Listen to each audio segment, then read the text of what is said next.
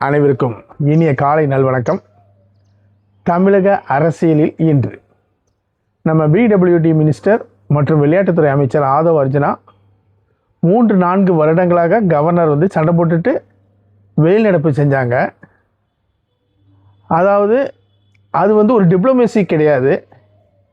எந்த கவர்னர் புறக்கணிக்கப்பட்டாரோ அதே கவர்னர் முன்னால் தமிழ் தாய் வாழ்த்து பாடப்பட்டது அப்படிங்கிற எம்எல்ஏக்களுடைய, அதாவது டிவிகே எம்எல்ஏக்களுடைய பரத்த கரகோஷத்துடன் அது அவர் சொன்னார். அடுத்தது, விரைவில் வீட்டுக்கு அனுப்புவோம், சோஃபா மாடல் ஆட்சிக்கு வாக்களித்து விட்டோமே என மக்கள் வருந்துகிறார்கள்.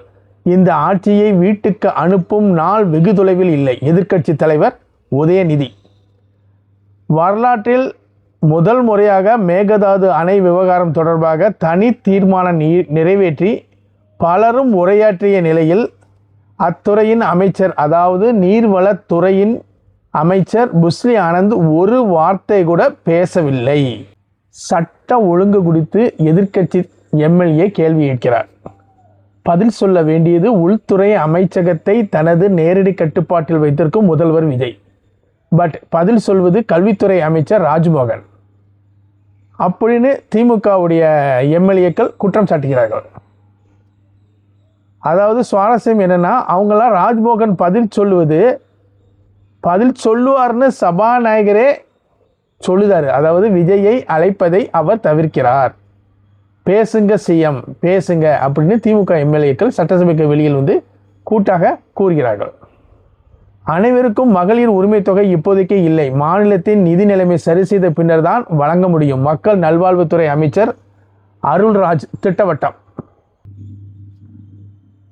திமுக எம்எல்ஏ சிவசங்கரன் அட்லி பற்றி பேசியதற்கு ராஜ்மோகன், சினிமா இயக்குனர் அட்லிக்கும் இந்த சட்டசபைக்கும் என்ன சம்பந்தம் என்று கிண்டல்.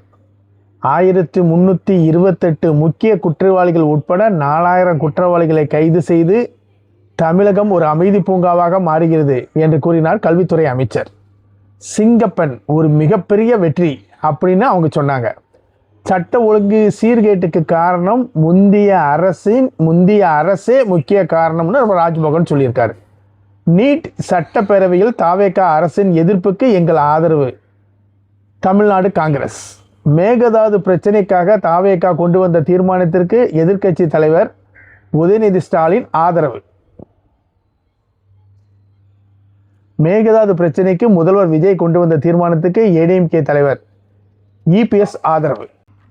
100 கோடியில் ஸ்பேஸ் சென்டர். தூத்துக்குடி அள்ளிகுளத்தில் விண்வெளி வாகனங்கள் தொழில்நுட்ப மையம் அமைக்க டிட்கோ மற்றும் இன்ஸ்பேஸ் இடையே ஒப்பந்தம். அமைச்சர் கீர்த்தனா.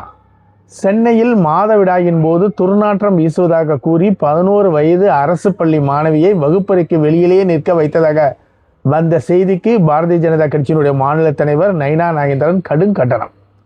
உத்தரமேரூர் அருகே அரசு பள்ளி வகுப்பறையில் முதல்வர் விஜய் படம் மாட்டி ரீல்ஸ் எடுத்த தாவேகனாவிற்கு பாரதிய ஜனதா கட்சியினுடைய முன்னாள் தலைவர் த லீடர் உடைய தலைவர் அண்ணாமலை கடும் கண்டனம். பள்ளி மாணவர்களை அரசியலுக்காக பயன்படுத்தக்கூடாது. தாவேக அரசுக்கு பிரேமலதா விஜயகாந்த் கண்டனம். சமூக நீதி சர்வே அறிவிப்புக்கு முதல்வர் விஜய்க்கு நன்றி. பாட்டாளி மக்கள் கட்சி சௌமியா அன்புமணி. பல ஆண்டுகளுக்கு பிறகு தமிழக சட்டசபையில் ஆளுநர் உரையின் மீது தேசிய கீதம் பாடப்பட்டது.